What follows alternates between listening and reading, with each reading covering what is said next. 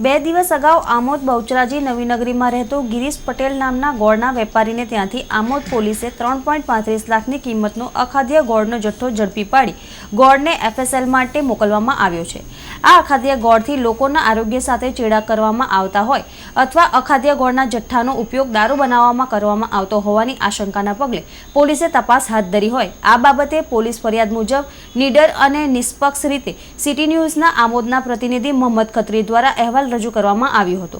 આ અહેવાલની રીસ રાખી આજરોજ અમારા પ્રતિનિધિ માહિતી મેળવવા માટે નગરપાલિકા કચેરીમાં ગયા ત્યારે ત્યાં પહેલેથી જ હાજર કોંગ્રેસી નગરસેવક મુકેશ પંડ્યાએ ગિરીશ પટેલને ફોન કરી મોહમ્મદ ખત્રી અહીં હોય તું આવી જા અને આજે મારી લેજે તેવું કહી બોલાવ્યો હતો। બાદમાં ગિરીશ પટેલ આવતા ગિરીશ અને મુકેશ બંનેએ અમારા પ્રતિનિધિને જાનથી મારી નાખવાની ધમકી આપી પોલીસ પણ અમારા ગજવામાં છે તેવું જણાવી ધમકી આપી હતી। આ બાબતે લુખ્ખાગીરી પર ઉતરી આવેલા કોંગ્રેસી સભ્ય મુકેશ પંડ્યા અને ગોળનો વેપારી ગિરીશ પટેલ વિરુદ્ધ પોલીસ ફરિયાદ કરવાની તજવીજ હાથ ધરવામાં આવી છે।